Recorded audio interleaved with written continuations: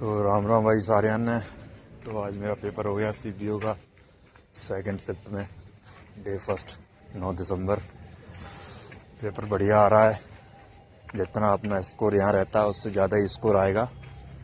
कोई ज़्यादा जो सेक्शनल टाइमिंग का हुआ बन गया था कि भाई 30 मिनट में 50 क्वेश्चन करने होंगे या नहीं होंगे, मैथ्स के कैसे होंगे, तो ऐसा नहीं है। सारे क्वेश्चन ड्यूएबल हैं, सारे आ जाएंगे। थोड़ा बहुत ही अंतर है तो अपन स्टार्टिंग से बात करते हैं। जैसे कि पहले रीजनिंग खुलेगा 30 मिनट का। रीजनिंग में सारे क्वेश्चन हो जाएंगे, जबकि एक आध मिनट तुम लोग बचा भी सकते हो। एकदम बेसिक क्वेश्चन आ रहे हैं, कोई ज़्यादा नहीं। एक या दो या तीन क्वेश्चन ऐसे मिलेंगे जो लेंथी होंगे, देखने में ही तुम्हें पता पड़ जाएगा कि भाई ये लेंथी है, इसको थोड़ा बाद में ही करो। एक क्वेश्चन था आज की सेकंड शिफ्ट में, तो उसमें दो वैल्यू सेटिंग अरेंजमेंट का था। पहले उसकी अलग नाम था, उसकी फिर वैल्यू अलग थी।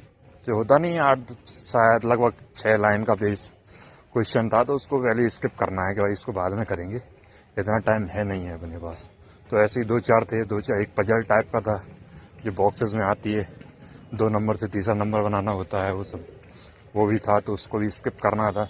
आ जाए तो ठीक है, जल्दी कभी कभी जल्दी भी आ जाता है, दिमाग में स्ट्राइक कर जाए जो है। जितनी ज़्यादा प्रैक्टिस रहती है लोगों की तो बढ़िया वो भी हो जाएगा ज़्यादातर। तो ऐसे ही बढ़िया था। मैंने भी 47 अटैम्प्ट कर दिए रीजनिंग में। तो उसके बाद अपने आप ही सबमिट हो गया सेक्शन। उसके बाद लगभग 5 सेकंड का पॉज रहेगा बीच में, जब तक तो रिलैक्स हो गए। तो सेकंड जीएस का सेक्शन खुलेगा। जीएस आधी हार्ड आ रही है, आधी इजी आ रही है। मतलब उसके ऑप्शन एलिमिनेशन से तुम लोग कर सकते हो पूरा क्वेश्चन। मैंने मतलब लगभग 25-30 को नंबर लाने लायक तो है। रीजनिंग इतनी है, कुछ ज़्यादा हार्ड नहीं है, बहुत ही ज़्यादा हार्ड हो थोड़ी बहुत ही दिक्कत है। जैसे उसके इकोनॉमिक्स के थे 2-4 क्वेश्चन, वो भी बेसिक ही थे, एलिमिनेशन से हो जाएंगे। 2-4 योजनाएँ थी। और अपना क्या कहते हैं, 3 बुक्स आई थी। एक आई थी the glass house of glass ऐसा कुछ था, तो शायद मेरे को उस टाइम वो कर दिया। 2 पुरानी बुक्स आई थी एंशिएंट में से, वो बहुत तगड़ी थी, मेरे को आई नहीं। मतलब मैंने भी कहा आई किसी, ज़्यादातर बहुतों को नहीं। एक तो एकदम ही नया नाम सुना था, एक नाम सुना था पहले का भी, पर वो लगा नहीं कि इतना कुछ होगा इसमें ज़्यादा, तो वो फिर मैंने स्किप ही कर दिया वो वाला। जैसे 3 बुक्स आई थी, 3 अपना योजनाओं से आया था कि ये किससे रिलेटेड है, किसके लिए है। एक आया था यूएन डेवलपमेंट इंडेक्स जो पब्लिश करता है, वो किसके लिए, यूएन डेवलपमेंट इंडेक्स किस लिए है, ऐसा कुछ था उससे। तो उसमें भी ऑप्शन कुछ ऐसे दिए थे, तो 3 ऑप्शन तो मतलब देख के ही पहली बार में ही कहोगे जो हो ही नहीं सकता, तो आसानी से कर सकते हो उसका राइट ऑप्शन।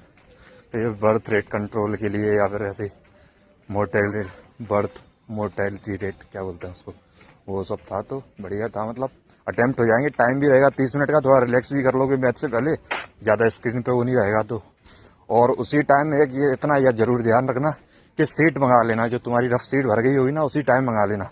वेट मत करना कि मैथ आएगा इसको भर दूं, वो तो नहीं मिल जाएगी, पहले ही रखना अपनी 30 मिनट में। ये मत करना कि फिर और उसमें मंगा रहे मैथ सॉल्व कर दे, सीट लेके आओ। वो लोग कभी कभी देर कर देते हैं।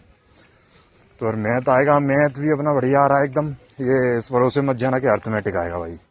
ज़्यादातर लगभग 80% एडवांस था, बट एडवांस ये नहीं कि बहुत ही हार्ड एडवांस है। बेसिक एडवांस पढ़ा है आपने, स्टार्टिंग का पढ़ा है, ज़्यादा प्रैक्टिस भी नहीं की है। स्टार्टिंग का पढ़ा है, 2-4 बार देखा है तो हो जाएगा। स्पीड मेंटेन रखना, थोड़ा जल्दी ही करना उसको। उसमें भी लगभग तुम 50 भी पहुंच जाओगे अगर सारे कॉन्सेप्ट आते होंगे। 50 भी, हड़बड़ी मत करना। मेरे से क्या है, 2-4 बार हड़बड़ी होगी तो मेरे 2-3 क्वेश्चन रह गए, डिसाइड ही नहीं कर पाया लास्ट के 2-3 मिनट में कि कौन सा वाला करूँ। जो इसके छोड़ के गया था मैं कि बाद में कर लूँगा, इनको थोड़ा बड़े से लगे, नहीं समझ में आया। तो मैंने शायद 46 अटैम्प्ट किए थे मैथ्स में, वो भी सही थे। ज़्यादा एडवांस है। प्रिज्म से था, प्रिज्म से 2-3 क्वेश्चन थे। ट्रिग्नोमेट्री भी आ रही है, अलजेब्रा से थे, और AQ BQ वाले फार्मूले से थे कुछ। मतलब जो यूनिट डेट से किया मैंने, सब्ट्रैक्ट ब्लड सब्सट्रैक्शन और एडिशन करना था उसका, तो वो भी हो गया। और आराम से आसानी से हो गया था। 2-4 ट्राइंगल वगैरह के थे, परसेंटेज का था एक आध क्वेश्चन। और सर्किल की भी एक थ्योरम थी, एंगल वाली, जो सेंटर पे कितना एंगल बनता है और वही सर्कमफेरेंस पे कितना बनेगा। तो 80 दिया था सेंटर पे, तो सर्कमफेरेंस पे 40 बन जाएगा आधा। ऐसे था। एक आध ज्योमेट्री का था क्वेश्चन। और अपना याद नहीं आ रहा है मुझे, 2-4 कुछ और भी होंगे। मतलब बेसिक ही था, ज़्यादा नहीं था, इतना टाइम लगा नहीं मेरे को। मतलब यहाँ पे मेरा मॉक लगा रहा था जो टेस्ट हो के, उसमें 37.5 कभी कभी तो 30 ही आ रहे थे। पर वहाँ अच्छा गया है पेपर, मतलब ठीक ही आ जाएंगे नंबर, इतने ज़्यादा नहीं। 40 टच कर सकते हैं, 46 की हैं तो वैसे मेरी एक्यूरेसी 100% भी रहती थी जब पहले, जो टाइम के हिसाब से। अब थोड़ा टाइम कम हुआ तो एक आध क्वेश्चन गलत हो जाता था, वैसे 90% एक्यूरेसी रहती थी। तो इसमें भी 2-4 का ही मैंने एक आध कभी कभी हड़बड़ी में लग गया है। उसका हाइट एंड डिस्टेंस के भी सवाल थे 2-3, वो भी देख लेना, एक बार रिवाइज कर लेना सब लोग, एडवांस की दिया देख लेना सब ऊपर ऊपर से। ए क्यू बी क्यू वाले फॉर्मूले भी और भी हैं 2-4। और अपना कहते हैं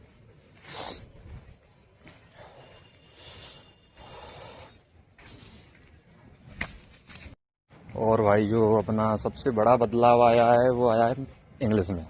अगर पी वाई क्यू के हिसाब से जा रहे हो, क्वेश्चंस तो मिल जाएंगे पी वाई क्यू के, पर पैटर्न नहीं है इंग्लिश का, जो सीपीयू में पहले था टीयर 1 का जो पैटर्न। जैसे कि उसमें पहले जो आ जाती थी वो पी क्यू आर एस, सबसे पहले 3 पी क्यू आर एस थे आज मेरे वाले में, 3 पी क्यू आर एस समझ रहे, पहले एक भी नहीं आता था प्री में। उसके बाद 3 ही लगभग मान लो एक्टिव पैसिव, और 3 ही डायरेक्ट इनडायरेक्ट मान लो। तो लगभग 10 नंबर जो पहले ये आते नहीं थे अब वो जी उड़ गए, आ गए हैं, जुड़ गए हैं। ठीक है। और अपना क्या कहते हैं, वॉकैब ठीक थी, 2-2 3-3 थे, सिनोनिम एंटोनिम ऐसे ही, दो एडीएम मान लो, 2 वन वर्ड मान लो, 2-3 स्पेलिंग एरर भी थे, ज़्यादा हार्ड नहीं थे। मेरे स्पेलिंग एरर पहले हो जाते थे, आज लग रहा था कि शायद सही हो जाएंगे, क्योंकि एक ही स्पेलिंग के चारों में से राइट देखना था, चारों 3 गलत थे तो एक सही देखना था। जैसे एक साइकोलॉजी की आई थी, 1-2 और आई थी, तो जहाँ तक है वो सही गई होंगी।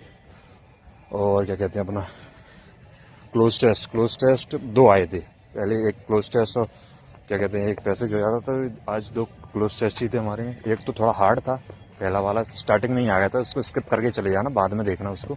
30 मिनट बहुत सफिशिएंट टाइम है, बाद में थोड़ा रिलैक्स हो गए करोगे तो हो भी जाएगा सही से। और उसके बाद हाल ही दूसरा भी लगा हुआ था, एक टेंस पे बेस्ड था, तो टेंस कैसे हो जाएगा, सिंगुलर प्लूरल और टेंस कम से ऐसा था। तो सेकंड वाला तो इजी था, फर्स्ट वाला थोड़ा हार्ड था, थोड़ा सा मतलब ज़्यादा किसी किसी को नहीं आया, मेरे को भी थोड़ा ढंग से समझ में नहीं आया, पर मैंने लगा दिए ऐसे, नहीं 2-4 तो क्या जा रहा है, लगा दो थोड़ा।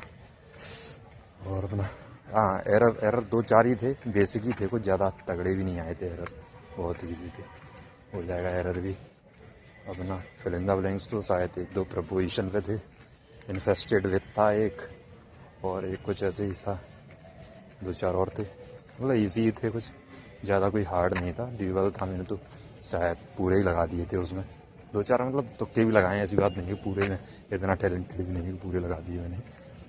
तो उसमें बढ़िया था पेपर यहाँ की।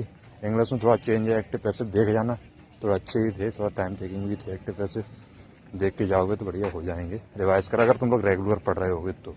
अब अगर तुमने देखे ही नहीं है कभी एक्टिव पैसिव तो दिक्कत है, देखें तो आज शाम को रिवाइज कर लो बस, थोड़ा 1 घंटे पहले भी देख लोगे तो काम हो जाएगा। मैथ में भी फार्मूला वगैरह देख लो एडवांस के, सेक्शनल में थोड़ा स्क्वायर वगैरह भी देख ले जाना, हो जाएगा काम, बढ़िया पेपर है। और यहाँ जितना यहाँ स्कोर आ रहा है उससे ज़्यादा ही आएगा, इतना तो पता है। मतलब पेपर ज़्यादा हार्ड नहीं है, यहाँ तो हार्ड था पहले, लैंग्वेज ज़्यादा, लैंग्वेज बेस्ड सवाल भी नहीं थे। मैथ वगैरह में कि बहुत पढ़ने में टाइम लगे, जिसमें पढ़ने में टाइम लगे उसको छोड़ दो, बाद में देखेंगे।